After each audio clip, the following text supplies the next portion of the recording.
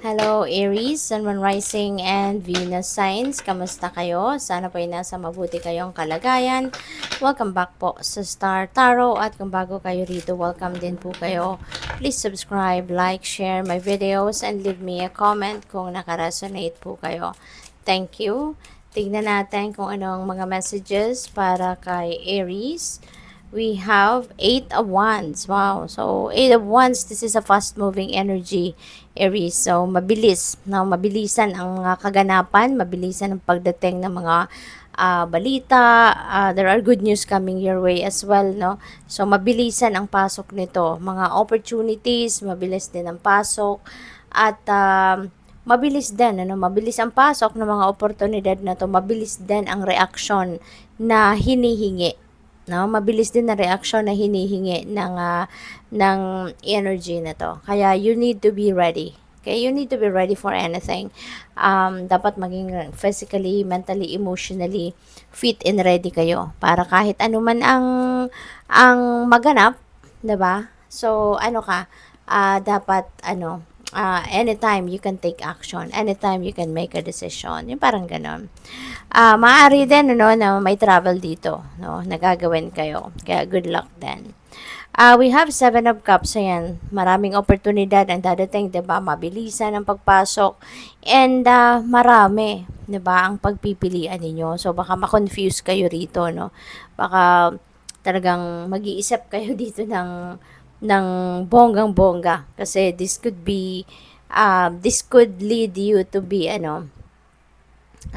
magkakaroon kayo dito ng muddled mind, baka ma-pressure kayo, yung ganon. So, importante kasi na ikukonsulta mo din, no? Konsulta mo din sa soul mo, what your soul really wants, 'di ba? Ano yung binubulong din ng inyong intuition, 'di ba? Para nang sa gayon, kapag sinunod ninyo kasi yung intuition ninyo, divine guidance 'yun, 'di ba? So, hindi kayo magkakaroon ng hindi kayo magkakaroon dito ng ang tawag dito, pagsisisi, 'di ba? Kung ikaw ay susunod sa iyong intuition. All right? So, what else?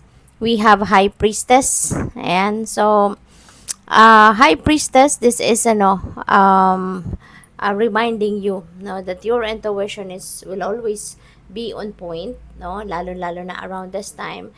At saka merong mga guidance, no? Maraming gabay, maraming impormasyon, maraming mga detalye ang papasok sa inyo, Aries. Kaya kailangan siguro dito na magkaroon kayo ng time, 'di ba? Magkaroon kayo ng time, ng space for you to listen to your intuition. Okay? Kasi lalo-lalo na dito sa meron kayong confusion, maaaring ma-confuse kayo dito, ma-overwhelm eh. So, nandito, no, yung reminder sa inyo na makakatulong sa inyo maging magaan ang journey ninyo sa pagpipili, sa paghahanap ng best na opportunity sa inyo if you're going to allow your intuition to be your guide. Okay? At maaari din na meron kayo, aside from intuitive messages, maaaring nakakatanggap din kayo ng mga panaginip.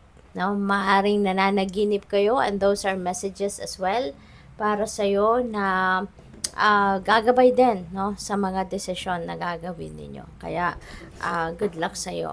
Take advantage of that mga intuitive messages na yan, habang yung psychic abilities ninyo, yung mga intuitive abilities ninyo are on point. Okay? So, tignan natin kung ano pa yung mga messages para kay Aries. So, we have number 30, Lily. Feeling ko dito yung paparating, no, na opportunities dito sa 7 of Cups ninyo that could be related to finance, maaring related yan sa kaperahan, po pwedeng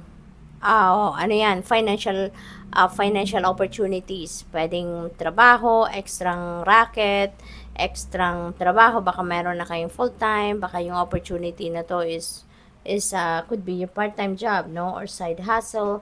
So pwede rin, na this is business opportunity or bagong money path, no? Magiging bagong source of income ninyo. So, maaaring related yan na mga opportunities na pagpipilian ninyo, no?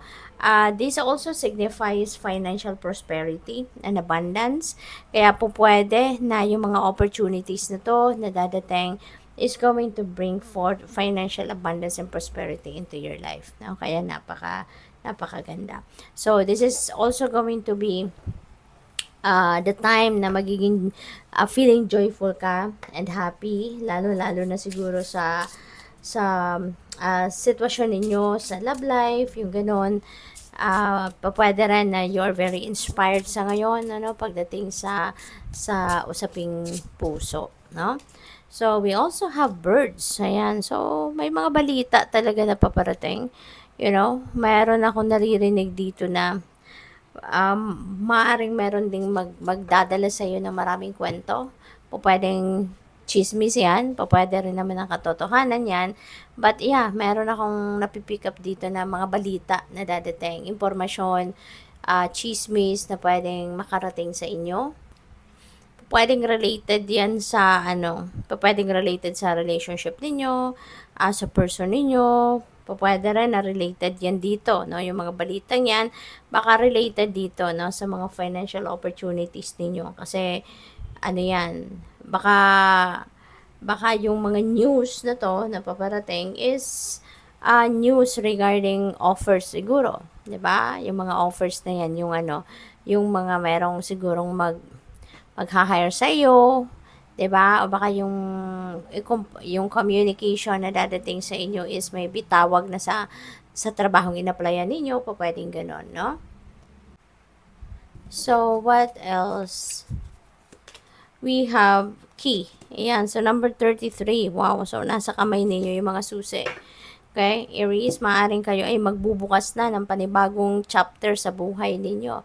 Maybe talaga you are going to start something new in your life at related dito sa mga opportunity na to. So, most likely, yung pintong ito na bubuksan ninyo is ito yung bagong trabaho. Bagong source of income, 'di ba? Bagong business opportunity, o pwede rin na bagong relationship, 'di ba? Kung sa usaping love life, baka meron kayong sisimulan din bagong love and romantic relationship.